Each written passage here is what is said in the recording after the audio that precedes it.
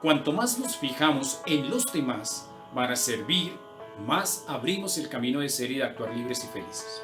A la luz de la palabra de Dios, les invito a que leamos juntos en el Evangelio de Lucas, el capítulo 14, los versículos del 1 al 6. Un sábado entró Jesús en casa de uno de los jefes de los fariseos para comer y ellos le estaban observando. Había allí delante de él un hombre hidrópico. Entonces preguntó Jesús a los maestros de la ley y a los fariseos: ¿es lícito curar en sábado o no? Pero ellos se callaron. Entonces le tomó, le curó y le despidió.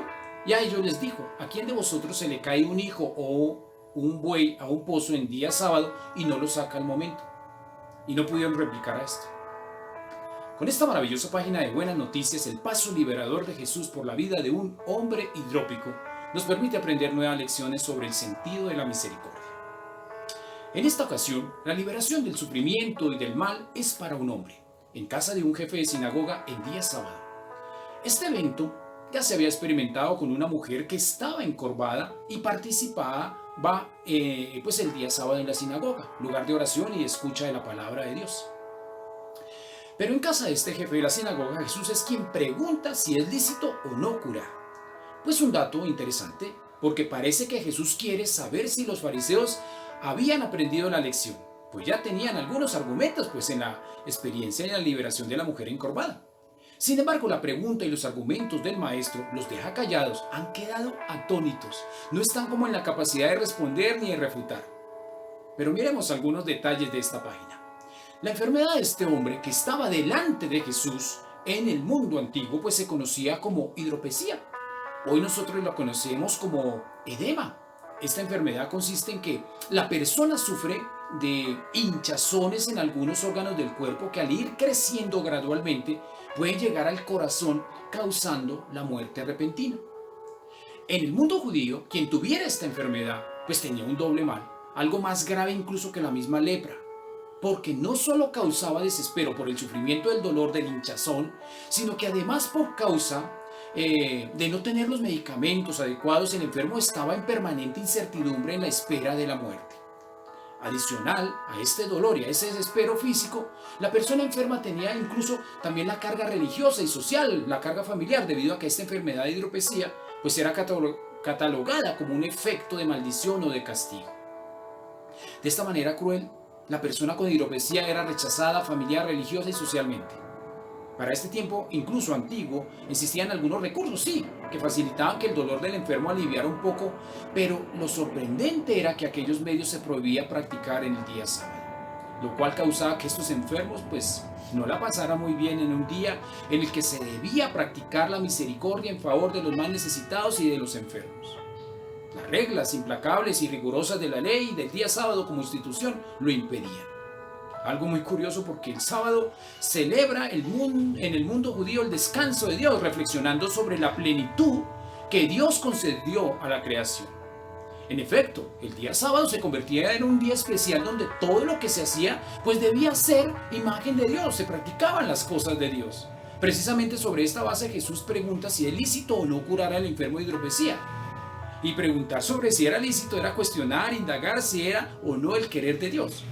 Pero los adversarios de Jesús, quienes los observaban con sospecha para ver si el maestro incumplía las normas del sábado, frente al cuestionamiento incluso de los argumentos que le planteó Jesús sobre la desesperación de un padre por su hijo y la de un dueño de un buey que cae en un pozo, deciden guardar silencio. No refutan, no están en la capacidad de responder, no quieren comprometerse.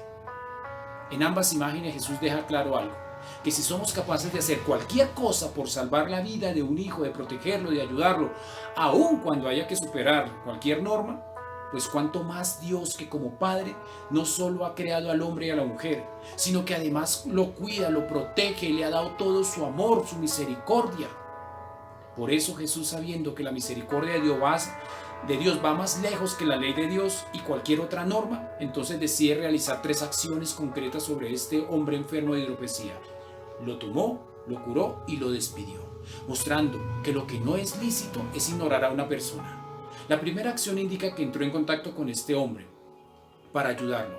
La segunda acción nos da a entender que Jesús obra liberando del mal. Y la tercera acción nos deja ver que Jesús no solo asumió en sí mismo el mal, sino que además ha dado la libertad. Ha soltado de todo a este hombre en todos los sentidos, porque al final lo que ha visto el maestro en este hombre que sufría la enfermedad de hidropesía no fue a un enfermo, a alguien incapacitado y disminuido, sino a un hombre con potencial, un hombre con capacidad de superar obstáculos, a un hombre de actuar con creatividad y de conducir su propia vida con responsabilidad en sintonía al programa de Dios, asumiendo incluso la misión en favor de muchas personas.